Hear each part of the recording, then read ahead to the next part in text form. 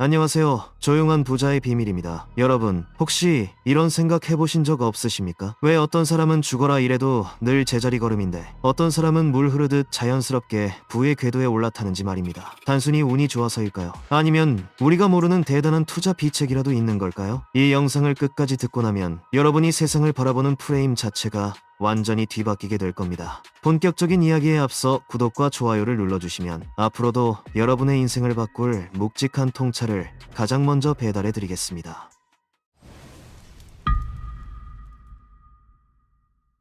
우리는 흔히 미래를 준비한다고 말하지만 실제로는 미래라는 이름의 도박판에 판돈을 걸고 있는 경우가 허다합니다. 매달 꼬박꼬박 빠져나가는 청약저축 10만원, 그리고 혹시 모를 병원비가 무서워 가입한 20만원짜리 중복보험들 합치면 딱 30만원입니다. 누군가에게는 한 달 생활비의 큰 축이고 누군가에게는 미래를 위한 유일한 보루일지도 모릅니다. 그런데 냉정하게 따져봅시다. 여러분은 지금 확률에 투자하고 계십니까? 아니면 확정된 미래에 투자하고 계십니까? 대다수의 사람들은 로또보다 조금 나은 수준의 청약 당첨에 목을 메고 일어나지 않을 확률이 1%도 안 되는 희귀 질병 보장을 위해 현재의 가치 있는 자산을 보험사에 상납합니다. 그러면서 정작 30년 뒤 100%의 확률로 우리에게 닥쳐올 노후라는 절대적인 사건 앞에서는 눈을 감아버립니다. 늙는다는 것은 확률이 아니라 확정된 미래인데도 말입니다. 먼저 우리 사회가 아주 오랫동안 가스라이팅 해온 청약이라는 거대한 신기로부터 파헤쳐 보겠습니다. 대한민국에서 내 집 마련의 꿈을 청약 통장에 맡기는 것은 얼핏 합리적으로 보입니다. 하지만 국토교통부의 데이터를 뜯어보면 잔인한 현실이 드러납니다. 서울 주요 단지의 청약 가점 커트라인은 이미 평범한 3040 세대가 도달할 수 없는 영역에 가 있습니다. 84점 만점에 70점 중반대를 기록해야 겨우 명함을 내미는 구조 속에서 부양가족이 적고 무주택 기간이 짧은 젊은 층에게 청약은 사실상 당첨 확률이 제로에 수렴하는 희망 고문일 뿐입니다. 그런데도 사람들은 매달 이 통장에 소중한 돈을 묶어둡니다. 이 자금이 연 2% 수준의 저금리에 머물러 있는 동안 자본주의의 인플레이션은 당신의 구매력을 매년 3%에서 5%씩 갉아먹고 있습니다. 결국 청약 통장에 돈을 넣는 행위는 당첨되지 않는 순간 자산의 가치를 스스로 파괴하는 행위와 다를 바 없습니다. 기회비용이라는 관점에서 보면 이건 명백한 손실입니다. 더 충격적인 사실은 우리가 이 희망 고문에 참여하는 대가로 국가 시스템에 기여하고 있다는 점입니다. 국가 입장에서는 국민들이 청약 통장의 저리로 돈을 묶어둬야 공공주택 건설 자금을 저렴하게 조달할 수 있습니다. 즉, 당신이 당첨될 확률도 희박한 통장에 돈을 넣는 동안 그 돈은 국가가 건물을 짓는데 아주 싼 값에 빌려 쓰는 착한 이웃의 기부금이 되고 있는 셈입니다. 당신의 노후를 위해 써야 할 돈이 남의 집을 짓는 자금줄로 쓰이고 있다는 사실 생각해보셨습니까? 기적은 계획하는 것이 아니라 기다리는 것이지만 노후는 기다리는 것이 아니라 계획해야 하는 영역입니다. 그런데 우리는 지금 기적을 계획하고 노후를 방치하고 있습니다. 이 기회비용의 상실은 보험으로 넘어가면 더욱 심각해집니다. 보험업계의 비즈니스 모델은 철저하게 인간의 공포를 먹고 자랍니다. 보험사가 가장 좋아하는 고객은 통계를 모르는 불안한 사람입니다. 여러분이 가입한 그 복잡한 특약들을 하나하나 뜯어본 적 있으십니까? 뇌혈관 질환, 허혈성 심장 질환, 각종 암 진단비 물론 중요합니다. 하지만 보험은 어디까지나 비용이지 자산이 아닙니다. 회계적으로 보면 보험료는 지출이지 저축이 아니라는 뜻입니다. 많은 이들이 환급형이라는 달콤한 말에 속아 더 높은 보험료를 내지만 그 환급금 역시 수십 년 뒤 인플레이션을 반영하면 껌값에 불과합니다. 지금 당신이 보험사에 내는 20만 원은 가족과 소고기를 배불리 먹을 수 있는 돈이지만 30년 뒤 보험사가 돌려줄 그 돈은 짜장면 몇 그릇 사 먹으면 끝나는 푼돈이 되어 있을 겁니다. 당신이 30년 뒤 암에 걸렸을 때 받게 될 5천만 원의 진단비가 그때의 물가를 고려했을 때 과연 지금의 5천만 원과 같은 가치일지 생각해 보십시오. 결국 당신이 낸 돈의 상당 부분은 보험 설계사의 수당과 보험사의 화려한 빌딩 숲을 올리는 자재비로 쓰입니다. 발생 확률이 극히 낮은 위험을 방어하기 위해 매달 확실하게 발생하는 20만 원의 가용 자산을 포기하는 것이 과연 지성적인 경제인의 선택일까요? 보험은 재테크가 아니라 재난 방제 시스템입니다. 성벽을 쌓는데 성 안의 사람들이 먹고 살 식량까지 다 써버린다면 그 성이 무슨 의미가 있겠습니까? 사람들은 왜 이런 비논리적인 선택을 반복할까요? 그 답은 우리의 뇌 구조에 있습니다. 신경경제학적 연구에 따르면 인간의 뇌는 30년 뒤의 나를 자신이 아닌 완전한 타인으로 인식합니다. 미래의 나를 생각할 때 활성화되는 부위가 생판 모르는 남을 생각할 때 활성화되는 부위와 일치한다는 결과가 나옵니다. 우리 머릿속은 30년 뒤에 나를 길 가던 모르는 아저씨 정도로 생각합니다. 그래서 그 아저씨를 위해 저축하는 것보다 지금 당장 당첨 문자를 기다리거나 혹시 모를 병원비에 떨며 보험을 드는 게 더 속 편하다고 느끼는 겁니다. 반면 당장 눈앞에 청약 당첨이라는 대박이나 당장 암에 걸릴지도 모른다는 공포에는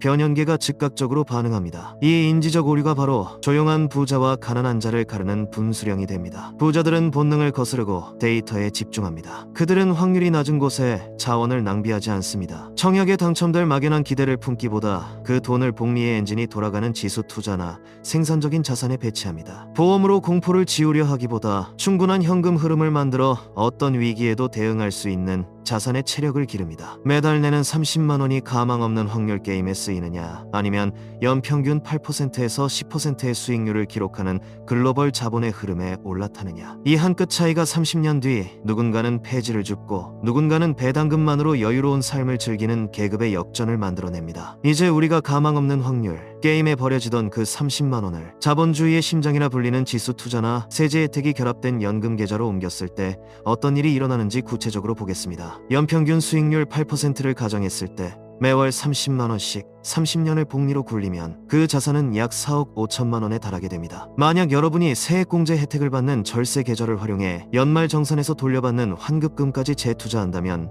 그 숫자는 6억 원을 훌쩍 넘어섭니다. 은퇴 시점에 6억 원의 자산을 연 4%의 배당 수익률로만 운용해도 여러분은 매달 200만 원 이상의 현금을 죽을 때까지 손에 쥐게 됩니다. 국가가 주는 국민연금과 합쳐진다면 여러분은 누구에게도 아쉬운 소리 하지 않고 품위 있는 노후를 보낼 수 있는 확정된 자유를 얻게 되는 것입니다. 중요한 것은 단순히 숫자가 늘어나는 것이 아니라 자산의 소유권을 확보하는 것입니다. 매달 30만 원을 주식시장의 1등 기업들에 나눠 담았을 때 그 기업의 수만 명의 직원들이 당신의 노후를 위해 대신 일해주는 구조를 만드는 겁니다. 청약 당첨을 기다리며 집값이 오르기만을 기도하는 삶은 결국 시장의 노예가 되는 삶입니다. 하지만 우상향하는 자산의 소유권을 일찌감치 확보한 사람은 시장이 흔들릴 때 오히려 웃습니다. 자본주의 시스템에서 시간은 누구에게나 공평하게 주어지지만 그 시간을 자본으로 치환하는 지능의 차이가 결국 노후의 계급을 결정짓습니다. 30년이라는 장기적인 시계열을 가진 사람에게 단기적인 폭락은 아무런 위협이 되지 않습니다. 오히려 복리의 엔진에 더 큰 연료를 주입할 수 있는 기회가 될 뿐이죠. 하지만 여기서 가장 큰 장벽이 나타납니다. 바로 당신의 주변 사람들입니다. 당신이 보험을 다이어트하고 청약에 대한 기대를 접고 투자를 시작하려 할 때 가장 먼저 당신을 가로막는 것은 당신의 배우자나 부모님일 확률이 높습니다. 그들은 당신을 사랑하기 때문에 당신이 위험에 처하지 않기를 바랍니다. 하지만 그들이 말하는 안전은 70년대 고성장 시대의 안전일 뿐 지금과 같은 저성장 고물가는 안전이 아닙니다. 주변의 가스라이팅에 흔들리지 마십시오. 그들은 당신의 노후를 책임져 주지 않습니다. 오직 당신이 구축한 자산의 시스템만이 당신을 지켜줄 수 있습니다. 남들이 청약 가점을 계산하며 밤잠을 설칠 때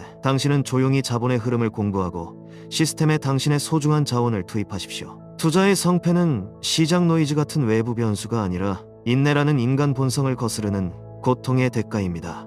사실 당신이 이 30만 원을 30년 동안 건드리지 않고 유지할 확률은 청약에 당첨될 확률보다 낮을지도 모릅니다. 중간에 차를 바꾸고 싶어서 혹은 급전이 필요해서 그 계좌를 깰 유혹이 수없이 찾아올 것이기 때문입니다. 조용한 부자들은 이 유혹을 이겨낸 사람들입니다. 그들은 청약 공고에 일희일비하지 않고 보험사의 사은품에 현혹되지 않습니다. 그들은 오직 화폐 가치가 소멸하는 속도보다 내 자산이 증식하는 속도가 빠른지 끊임없이 점검합니다. 결국 부자가 되는 법은 생각보다 단순합니다. 복잡한 차트를 분석하거나 대박 종목을 찾아다닐 필요도 없습니다. 내 지갑에서 새어나가는 비논리적인 비용, 즉 가망 없는 확률에 베팅하는 청약 통장의 과도한 납입금과 공포를 사는 과도한 중복 보험료를 과감히 정리하십시오. 청약은 최소한의 권리만 유지하고 보험은 정말 큰 사고에 대비하는 실손 위주로 다이어트 하십시오. 그리고 거기서 아낀 30만 원을 확실하게 우상향하는 자산의 시스템 속에 던져 넣으십시오. 이것이 조용한 부자들이 대중에게 절대 알려주지 않는 가장 안전하고도 확실한 승리의 법칙입니다. 자본주의라는 게임에서 수비만 해서는 결코 승리할 수 없습니다. 당신의 30만 원이라는 보병을 어디로 진격시킬지에 따라 당신의 노후 계급이 결정됩니다. 부의 축적은 결과물일 뿐이며 그 결과물을 만드는 과정은